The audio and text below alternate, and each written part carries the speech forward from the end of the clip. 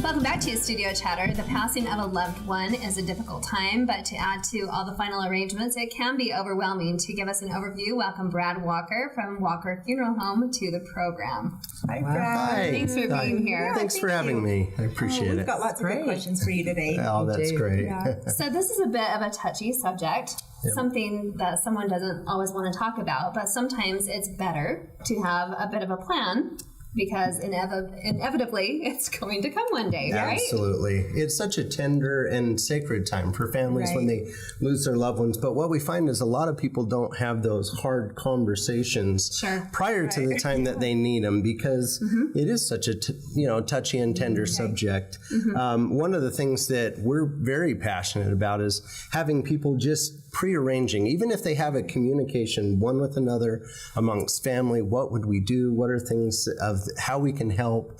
What are some of the plans that we may end up wanting? And so what are some of those things that we should think of, like location of where we want to be buried, if we want to be cremated? Absolutely. Pre-purchasing a casket? Absolutely. Like what kind of things? So anywhere in that range, the spectrum, at least to start the conversation's a good thing. One of the things that we have and that we tend to give to people when they look at and look is called My Planning Guide. And this is just something that when the time comes, it goes through some of those topics. It helps to walk through it, information that's needed for a death certificate, things that maybe your family members don't know about you that are important. You may want in an obituary. It can go as far as sometimes people say, well, let's look at a casket and what would we want to purchase? And maybe you go as far as wanting to pre-fund some of those things. But the best thing is to have any information so that there's a place to begin and a place that when that time comes, family doesn't feel lost and feel helpless to go, how are we going to pay for this? What are we going to do? What are mom and dad's wishes?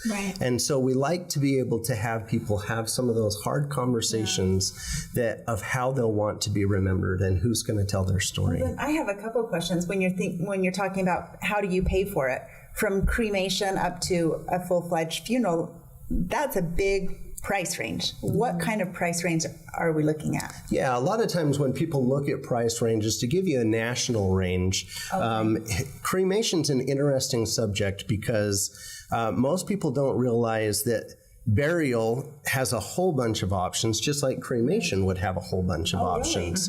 So cremation doesn't just have to be a cremation that takes place and that's the end. You can still have a visitation, a viewing, a funeral service, a casket, and then do the cremation afterwards. But to go from kind of a expense value of showing a range, they'd say somewhere between $1,000 if you did what's called a minimal cremation or a simple cremation. And then traditionally nationwide, they would say an average for a funeral cost would be somewhere in the range of about $7,500 from the funeral home or $10,000 by the time you're finished with headstones, burial plots, and everything that you may have there. And Great I question. bet it can go up from there too. Yeah. In Utah, I would think that we're saving a little money because if there's such a big LDS community, they're providing the lunch, where outside of the state, I would think the family's providing a lot of that too, right? Yeah, and Utah also is one of the few states that has city-owned cemeteries. And because of that, it helps to keep some of the costs down so that, even as expensive as they are, it's nowhere near what a private cemetery would end up costing for a family to go through. Wow. Yeah, great question. The other thing that's interesting and neat, though, we were talking about cremation.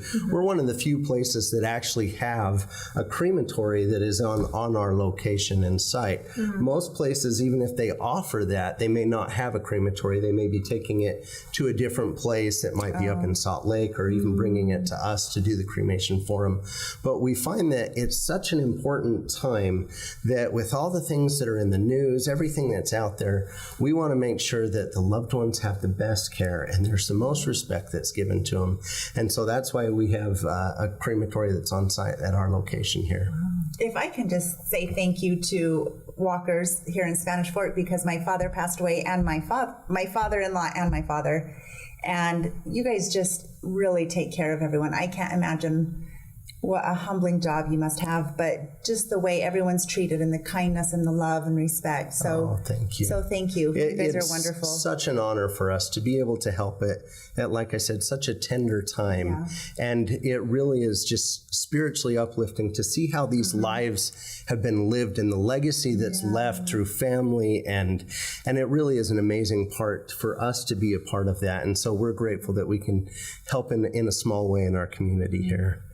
Did you ever question, I believe you mentioned that you were third generation as part of this. Was there ever a time that you thought, maybe this isn't what I want to do? Or was it just something that naturally... Well, I'll tell you a kind of a funny story, a tongue-in-cheek.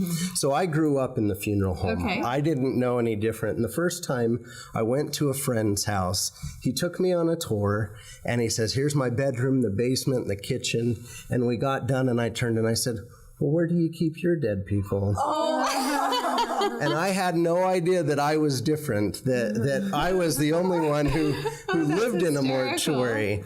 And so for me growing up, I looked at it, what I wanted to do, and one was find some way to help people. And this was such a great way that family was able to give me this opportunity to say, this is a great way that we can help our community, that we can help the people who are around us. And as times went on, I found, even though I may have grown up in the funeral home, it helped to give us a different perspective and an outlook to be able to help those who are in need and who have loved ones. And so how many of your siblings went into this field? So my brother Adam is also in the business, and my brother-in-law Frank, he married my sister Amy, and he's also in the business. So wow, that's really awesome, because I know I was actually intrigued by the business for some time, and I think you have to go out of state to go to school. They did. They actually have one that's at Salt Lake Community College, and I'm actually an adjunct professor there to help with to help with teaching at times there. So well, this makes me think through a little some things that maybe I can plan ahead. And well, one of the things I did for each of you, I brought one of these planning guides. Awesome. If anyone in our community ever wanted one, they're more than welcome to come by. We'd be happy to give one to them to help them to plan, but we'll give one to you, and you're hopefully you don't take it as it's any morbid sign, but that it's truly a gift of a way to spur a conversation amongst family, even though they may be hard topics. You have a number that people can contact you? We do, yeah. We'll have our funeral home information. It's right there on Main Street where the funeral home is, and our phone number is 801-798-2169. Thank you so much. Oh, thank you. Thanks so much. Thanks for having me. I don't think you can ever plan too much. No, I think the more you can take care of, I think it would lighten that time. Lighten the load, during that mourning process. All right, well, thanks again. Thank you. Coming up next, you deserve to relax a bit. Don't go anywhere.